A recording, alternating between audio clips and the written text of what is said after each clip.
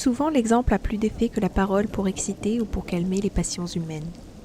Aussi, après avoir fait entendre de vive voix quelques consolations, je veux retracer à vos yeux le tableau de mes propres infortunes. J'espère qu'en comparant mes malheurs et les vôtres, vous reconnaîtrez que vos épreuves ne sont rien ou qu'elles sont peu de choses, et que vous aurez moins de peine à les supporter. Je suis originaire d'un bourg situé à l'entrée de la Bretagne, à 8000 environ de Nantes, vers l'est, et appelé le Palais. Si je dois à la vertu du sol natal ou au sang qui coule dans mes veines la légèreté de mon caractère, je reçus en même temps de la nature une grande facilité pour la science. Mon père, avant de ceindre le baudrier du soldat, avait reçu quelques teintures des lettres, et plus tard, il s'éprit pour elles d'une telle passion qu'il voulut faire donner à tous ses fils une éducation littéraire, avant de les former au métier des armes. Et ainsi fut-il réalisé.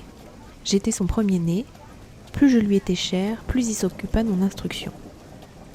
De mon côté, plus j'avançais avec rapidité dans l'étude, plus je m'y attachai avec ardeur, et tel fut bientôt le charme qu'elle exerça sur mon esprit, que, renonçant à l'éclat de la gloire militaire, à ma part d'héritage, à mes privilèges de droit d'aînesse, j'abandonnai définitivement la cour de Mars pour me réfugier dans le sein de Minerve. Préférant entre tous les enseignements de la philosophie la dialectique et son arsenal, j'échangeai les armes de la guerre contre celles de la logique et sacrifiai les triomphes des batailles aux assauts de la discussion. Je me mis à parcourir les provinces, allant partout où j'entendais dire que cet art était en honneur, et toujours disputant en digne émule des péripatéticiens. J'arrivais enfin à Paris, où depuis longtemps la dialectique était particulièrement florissante, auprès de Guillaume de Champeaux, considéré à juste titre comme le premier des maîtres dans ce genre d'enseignement, et je séjournai quelque temps à son école.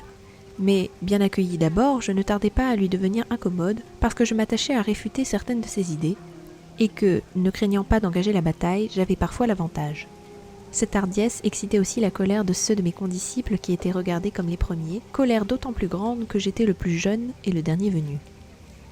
Ainsi commença la série de mes malheurs, qui durent encore. Ma renommée grandissant chaque jour, l'envie s'alluma contre moi. Enfin, présumant de mon esprit au-delà des forces de mon âge, j'osais, tout jeune encore, aspirer à devenir chef d'école, et déjà j'avais marqué dans ma pensée le théâtre de mon action. C'était Melun, ville importante alors et résidence royale. Mon maître soupçonna ce dessein et mit sourdement en œuvre tous les moyens dont il disposait pour éloigner ma chair de la sienne, cherchant avant que je quittasse son école à m'empêcher de former la mienne et à m'enlever le lieu que j'avais choisi. Mais il avait des jaloux parmi les puissants du pays. Avec leur concours, j'arrivai à mes fins. La manifestation de son envie me valut même nombre de sympathies. Dès mes premières leçons, ma réputation de dialecticien prit une extension telle que la renommée de mes condisciples, celle de Guillaume lui-même, peu à peu resserrée, en fut comme étouffée. Le succès augmentant ma confiance, je m'empressai de transporter mon école à Corbeil, ville voisine de Paris, afin de pouvoir plus à l'aise multiplier les assauts. Mais peu après, atteint d'une maladie de langueur causée par un excès de travail, je dus retourner dans mon pays natal, et pendant quelque temps je fus, pour ainsi dire, séquestré de la France. J'étais ardemment regretté par tous ceux que tourmentait le goût de la dialectique. Quelques années s'étaient écoulées, depuis longtemps déjà j'étais rétabli, quand mon illustre maître, Guillaume, archidiacre de Paris, quitta son habit pour entrer dans l'ordre des clercs réguliers, avec la pensée, disait-on, que cette manifestation de zèle le pousserait dans la voie des dignités. Ce qui, en effet, ne tarda pas à arriver, car il fut fait évêque de Châlons. Ce changement de profession toutefois ne lui fit abandonner ni le séjour de Paris, ni ses études de philosophie, et dans le monastère même où il s'était retiré par esprit de piété, il rouvrit aussitôt un cours public d'enseignement. Je revins alors auprès de lui pour étudier la rhétorique à son école. Entre autres controverses, j'arrivai par une argumentation irréfutable à lui faire amender, bien plus, à ruiner sa doctrine des universaux. Sur les universaux, sa doctrine consistait à affirmer l'identité parfaite de l'essence dans tous les individus du même genre, en telle sorte que, selon lui, il n'y avait point de différence dans l'essence, mais seulement dans l'infinie variété des accidents individuels.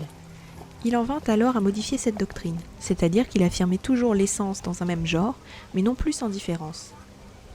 Et comme cette question des universaux avait toujours été une des questions les plus importantes de la dialectique, si importante que Porphyre, la touchant dans ses préliminaires, n'osait prendre sur lui de la trancher et disait « c'est un point très grave », Champeaux, qui avait été obligé de modifier sa pensée, puis d'y renoncer, vit son cours tomber dans un tel discrédit qu'on lui permettait à peine de faire sa leçon de dialectique, comme si la dialectique eût consisté tout entière dans la question des universaux.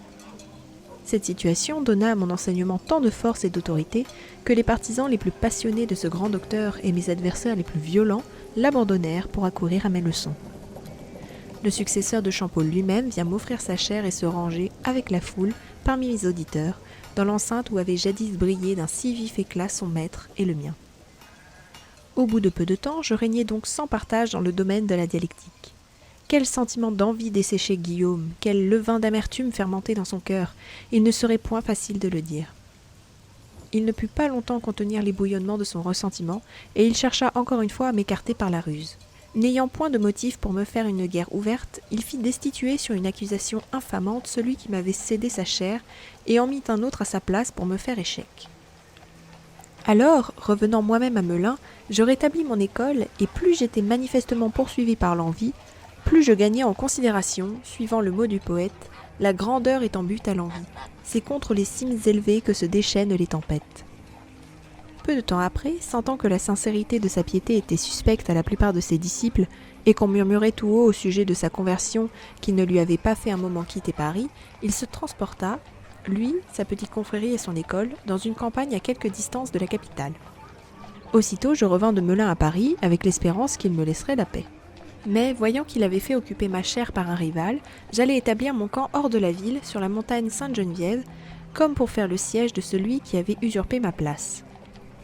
À cette nouvelle, Guillaume, perdant toute pudeur, revint à Paris, ramenant ce qu'il pouvait avoir de disciples et sa petite confrérie dans un ancien cloître, comme pour délivrer le lieutenant qu'il y avait laissé. Mais en le voulant servir, il le perdit. En effet, le malheureux avait encore quelques disciples tels quels, à cause de ses leçons sur Priscien, qui lui avaient valu quelque réputation. Le maître, à peine de retour, il les perdit tous, dut renoncer à son école, et peu après, désespérant de la gloire de ce monde, il se convertit lui aussi à la vie monastique. Les discussions que mes élèves soutinrent avec Guillaume et ses disciples après sa rentrée à Paris, les succès que la fortune nous donna dans ces rencontres, la part qui m'en revint, sont des faits que vous connaissez depuis longtemps. Ce que je puis dire avec un sentiment plus modeste qu'Ajax, mais hardiment, c'est que si vous demandez quelle a été l'issue de ce combat, je n'ai point été vaincu par mon ennemi. Je voudrais n'en dire que les faits parleraient d'eux-mêmes, et l'événement le ferait assez connaître.